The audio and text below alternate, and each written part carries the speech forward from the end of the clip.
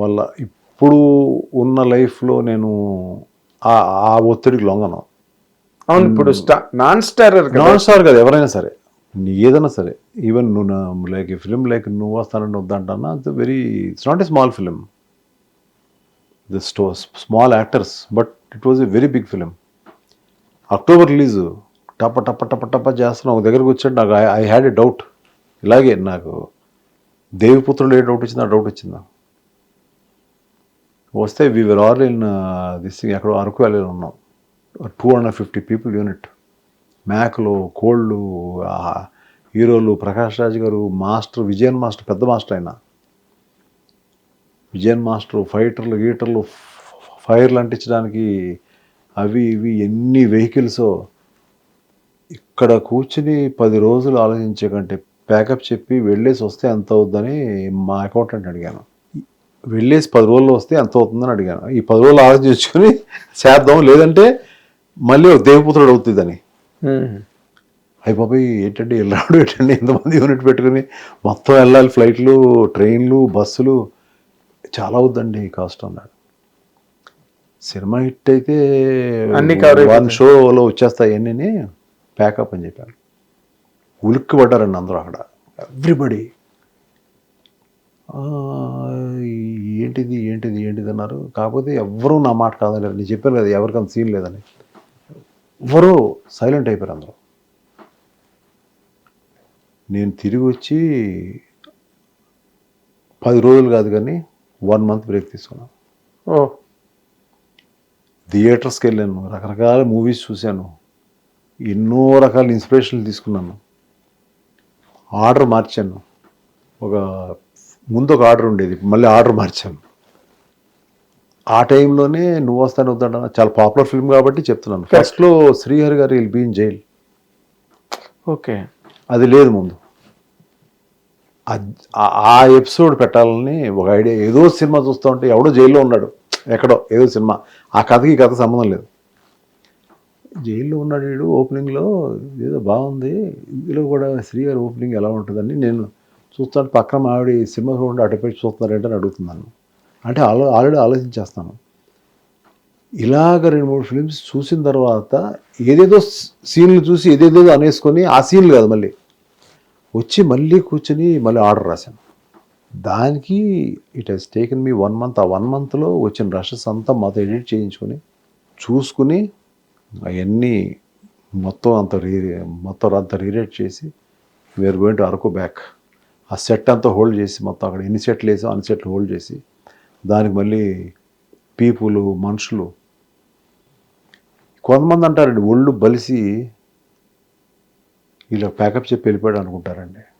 కానీ మన లోపల మైండ్ ఎంత పని చేస్తుంది, పని చేసినా కూడా రాలేదు, ఆపేసి కాస్త గాలి పీల్చుకుని వచ్చి దీన్ని రీకరెక్ట్ చేద్దాం అనే ఉద్దేశం అనేది చాలా మందికి ఉండదు. కానీ నా టీం మెంబర్స్ అందరికీ తెలుసు, నాకు నమ్మారు. అది ఇక్కడికి వస్తే మ్యాజిక్ జరుగుతుంది. మళ్ళీ వచ్చినప్పుడు ఆ మ్యాజిక్ జరిగిపోయింది ఆ సినిమాకి. ఇట్ రిలీజ్ ఫర్ పొంగల్, మాది రిలీజ్ పొంగల్ కాదు యాక్చువల్గా. అందుకని ఆ రోజు నుంచి నన్ను అందరూ సంక్రాంతి రాశాను. So many stories there are in my career, so many. And నువ్వు వస్తానంటే నేను వద్దంటున్నా ఇంకో స్టోరీ కూడా ఉంది కదా, గోపిచంద్ కదా ముందు శ్రీహరి క్యారెక్టరు. గోపిచంద్ తర్వాత ఆయన చెప్పాడు మేము చేసిన తప్పు ఏంటంటే, మొన్నే వర్షంలో త్రిషకి లవర్గా అనుకున్నాను కదండి, నా సిస్టర్ అయితే బాగోదు,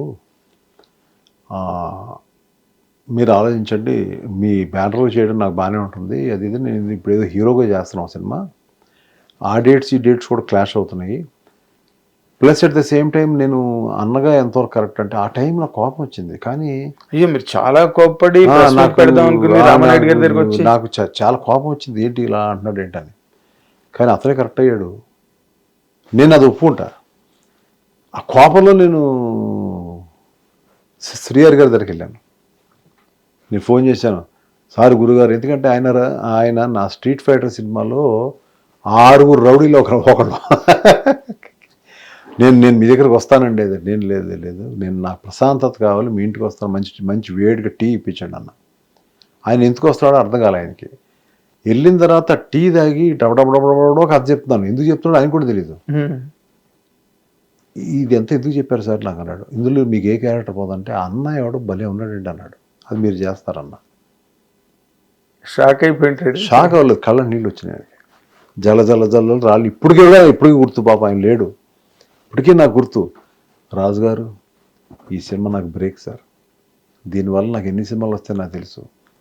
డబ్బు గురించి మీరు నన్ను ఏం అడగద్దు, మీరు ఎంత ఇస్తే అంత తీసుకుంటాను. ఈ సినిమా నేను చేస్తున్నాను, నేను దీనికి ఎలా ప్రాణం పెట్టాలో ఆ ప్రాణాన్ని నేను పెడతాను. దట్ వాజ్ ఎ వెరీ, ఆ ఎమోషన్కి మేము ఇద్దరం కనెక్ట్ అయిన ఆ రోజు అంతే ఎమోషన్ సినిమాలో ఉంటుంది. అంతే ఎమోషన్ ఉంటుంది సినిమాలో. అవును, చాలా చాలా. అది మనం ఎప్పుడు తీయగలం? మనం ఒక ఆర్టిస్ట్ని లవ్ చేసి ప్రేమించి ఎందుకు ఈ సినిమా తీయాలి? నా ఒక్కడి కోసమేనా? వాళ్ళు ఇబ్బంది పెడుతూ ఉంటే ఆ బాధలు పడుతూ నేను తీయాలా? వాళ్ళంటే ఒక ఎమోషన్ నేను ఫీల్ అయితే ఓకే ఇతనితో ఇలా క్యారెక్టర్ ఇలా చేయించుకోగలను. సో నాకు ఒక ఇన్వాల్వ్మెంట్ కావాలి నా యాక్టర్స్ మీద. అది ఒకలాగా it can be A hero heroine or it can be A totally some character. కొంతమంది క్రియేటర్స్కి అటువంటి మూడ్, మనని మూడ్లో పెట్టగలిగే యాక్టర్స్ మనకు కావాలి. మన కథ మూడ్కి తగ్గట్టుగా యాక్టర్స్ ఉండాలి. మూడు చెడగొట్టే యాక్టర్స్ కాదు. మూడు చెడగొట్టే ఆర్టిస్ట్ చాలా కష్టం. అప్పటికప్పుడు తీసేస్తాను స్పాట్లో. ఎంతమంది తీసుంటారండి అలా మీరు సినిమాల నుంచి? అదే అలా ఇప్పుడు జరగలేదు కదా. ఇప్పుడు ఫిక్స్డ్గా అనుకున్న ఆర్టిస్టులతోనే చేశారనుకోండి. ఇప్పుడు ఒక ఫేజ్ అయిపోయింది మీ కెరీర్లో, చాలా ఫేజ్లు అయిపోయినాయి. సరే, ఫెయిల్యూర్స్ సక్సెస్ఫుల్ ఫేజ్లు వదిలేండి. ఒక ప్రొడ్యూసర్ ఫేజ్ కాదు ఇప్పుడు. మీరు డైరెక్టర్ అయ్యారు, రైట్? ఇప్పుడు తునిగా వాన దగ్గర నాగేంద్ర కుమార్, నేను మిమ్మల్ని ఆపుతున్నాను కాదని, నేను దర్శకుడుని కథ రచయిత నేను ముందు నుంచి కూడా తెలుసండి నాకు. కానీ ప్రపంచానికి తెలియదు కదా. కాదు, ప్రపంచానికంటే సినిమా థియేటర్కి వచ్చింది ఎందుకు? నా ఫిలింలో యాక్టర్స్ లేకపోయినా, పెద్ద డైరెక్టర్స్ లేకపోయినా కూడా ఎందుకు వచ్చారు సినిమాలకి? దే కేమ్ ఫర్ ఎంఎస్ రాజు. అది ఆ లోగో తాలూకు వాల్యూ దానికి ఉంది, అంతే కదండి. సో వాళ్ళకి ఈయన ఫిల్మ్ అంటే ఏదో ఒక వెళ్ళి we can enjoy that film, ఏదో ఒక అవుట్ స్టాండింగ్ ఎలిమెంట్స్ ఉంటాయి కొన్ని అనే కదా. నేను ఇవాళ ఏదో ప్రౌడ్గా చెప్తాను విషయం కాదు, ఫ్యాక్ట్ చెప్తున్నాను నేను. దాని వెనకాల ఎంతో హార్డ్ వర్క్ ఉంటుంది.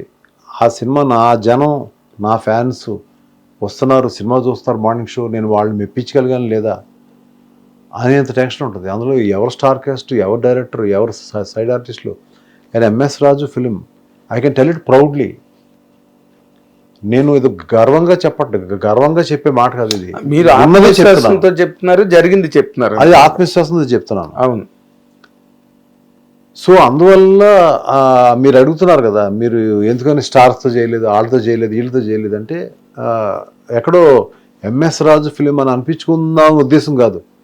నా కథకు తగ్గట్టు నాకు ఎవరు మోల్డ్ అయితే నేను వాళ్ళతో సినిమాలు తీశాను ఎక్కువ తప్ప స్టార్తో చేయకూడదనే ఉద్దేశం కాదు. ఇప్పుడు కూడా నాకు అందరూ ఫోన్లు టచ్లో ఉంటారు, అందరితో మాట్లాడతాను. వాళ్ళు ఒకటే థింగ్ ఏంటంటే వాళ్ళు షూటింగ్కి వెళ్ళను. నేను ఎక్కడ బయటికి ఎంఎస్ రాజు గారు వచ్చి ఫలానా హీరో దగ్గర, ఆయన అంతకుముందు ఆయన సినిమాల వల్ల స్టార్డమ్ అయిన హీరో గారి దగ్గరకు వచ్చి కూర్చుని ఇలా కూర్చున్నాడు, ఆయన డేట్లు అడుగుతున్నాడు అనేది ఇంతవరకు ఇండస్ట్రీలో లేదు. వి టాక్ ఆన్ ఫోన్, సరదాగా ఇంటికి వెళ్తా ఫ్రెండ్లీగా షూటింగ్ వెళ్ళను. Not business. I don't want to give people an opinion that he is coming and pleading them for dates. అదే రిక్వెస్టింగ్ ఫర్ ద డేట్స్ అందుకే